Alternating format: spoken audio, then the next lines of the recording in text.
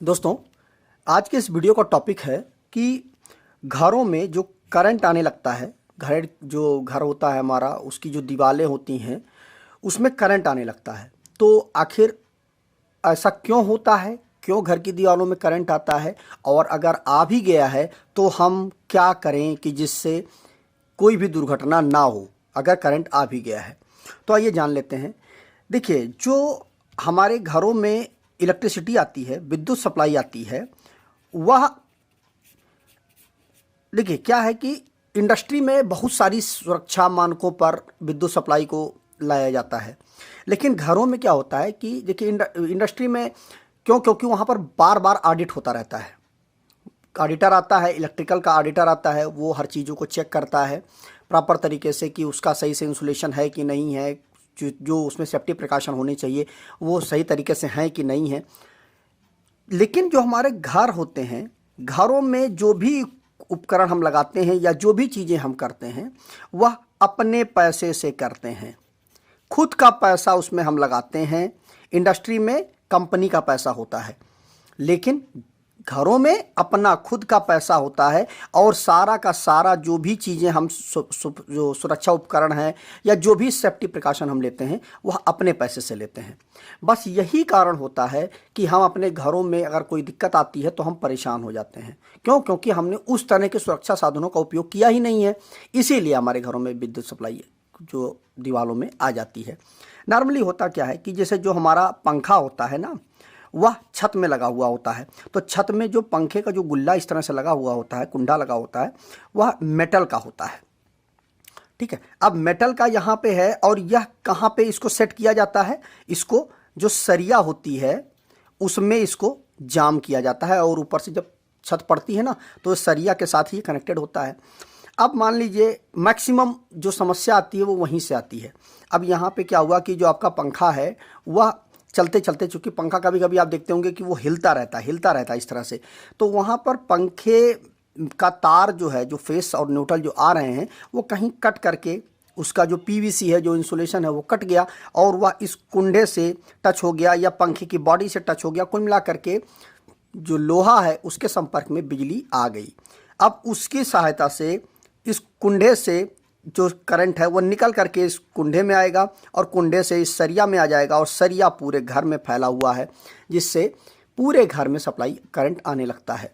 या कहीं कहीं पर क्या होता है, जो हमारे बोर्ड वगैरह होते हैं वो कहीं कहीं पर लोहे के बोर्ड लगाए जाते हैं।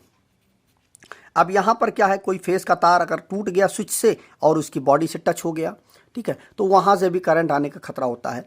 तो इन सब कारणों से जो इलेक्ट्रिकल लीकेज है वह होने लगती है। यहाँ पर क्या है कि आप जब भी अपने घर को बनवाएं तो एक सबसे बड़ी बात, सबसे महत्वपूर्ण बात क्या है कि आप अपने घर में अर्थिंग जरूर कराएं। ठीक है, अर्थिंग लोग आवश्यक रूप से कराते नहीं हैं। किसी से भी आप पूछें कि आपके घर में अर्थिंग है तो वो कह देंगे हमारे घर में अर्थिंग नहीं है। तो यही सबसे बड़ी कमी है। इंडस्ट्री में अर्थिंग ही सबसे पहले कराई जाती है।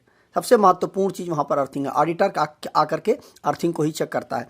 अब अर्थिंग क्यों महत्वपूर्ण है, यह भी तो कारण है ना कि ये तो ठीक है, यहाँ से लीकेज हुई तो आपको विद्युत का झटका लग जाएगा, घर में दीवारों में करंट आ गया। लेकिन अब हम अर्थिंग की बात क्यों कर रहे हैं? अर्थिंग की बात इसलिए कर रहे हैं, देखिए हमारी जो पृथ्वी है उसका जो पोटेंशियल होता है वह जीरो होता है। पोटेंशियल मतलब होता है विभव, मतलब पूरी पृथ्वी की जो उसका विद्युत है, उसके अंदर जो इलेक्ट्रिसिटी है वो कितनी है?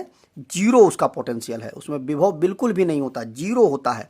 इसीलिए कहते हैं ना कि बिजली ज़मीन में चली गई। जो आकाशीय बिजली होती है वो गिरती है तो कहाँ जाती है? वो ज़मीन में सीधे चली जाती है। या जो हमारा ट्रांसफार्मर होता है उसकी जो स्टार पॉइंट होता है वह कहाँ? अर्थ कर दिया जाता है। क्यों? कारण यही होता है कि जो पृथ्वी होती है उसका जो पोटेंशियल होता है वह जीरो होता है, विभव हमारा जीरो होता है। अब अगर आपने पूरे घर में एक कहीं पर भी एक जाकर के आपने अर्थिंग करा दी और उस अर्थिंग को आपने निकाल करके पूरे घर में सर्कुलेट कर दिया, पूरे घर में आपने उस अर्थिंग को लगा दिया, अब उससे बेनिफिट आपको यही मिलेगा कि अगर पंखे में और इस अर्थिंग को, यह जो आपकी अर्थिंग जो एक स्ट्रिप आप निकाल करके घर में जो आपका मेन जो सरिया है, जो, क्योंकि देखिए एक सरिया सारे सरिया से कनेक्टेड होता है लगभग, तो आप एक सरिया के साथ उस अर्थिंग को भी जोड़ दें। घर का जो सरिया है, बीम वगैरह का जो सरिया है, उससे आप एक अर्थिंग का तार वहाँ पर भी आप जोड़ दें। उससे यही बेनिफिट होगा कि अगर कहीं पर पंखे वगैरह में लीकेज हुआ या बोर्ड वगैरह में लीकेज हुआ, कुछ भी कहीं से भी कोई लीकेज करंट निकली, तो वह इस अर्थिंग के माध्यम से, चूंकि अब क्या हुआ, यह जीरो है, पूरा पोटेंशियल जीरो है, और आपकी वोल्टेज कितनी है जो आपके घरों में आ रही है, वो 220 वोल्ट आ रही है। आपने पढ़ा होगा हाई स्कूल इंटर में हर जगह पे कि अगर पहाड़ से भी जीरो में गुणा कर दिया जाए तो पहाड़ भी जीरो हो जाता है। किसी भी चीज से यदि जीरो में गुणा कर दिया जाए तो वह जीरो हो जाएगा। अब यहां पर क्या है कि जीरो इसका पृथ्वी का पोटेंशियल है, जीरो वोल्टेज है इसकी, हर कंडीशन पे जीरो है।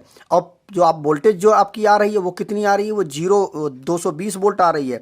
तो 220 वोल्ट जैसे ही इसके संपर्क में आएगा, पूरा का पूरा वोल्टेज आपका जीरो हो जाएगा, मतलब मिला करके वह जमीन में चला जाएगा और वोल्टेज पूरी की पूरी जीरो हो जाएगी। तो यहाँ जो आपका पंखा है उससे जो लीकेज है वो, या बोर्डों से जो लीकेज है वो, किसी भी प्रकार का कोई भी लीकेज करंट है वह तुरंत ज़मीन में चला जाएगा और आपका घर पूरी तरह से सुरक्षित हो जाएगा।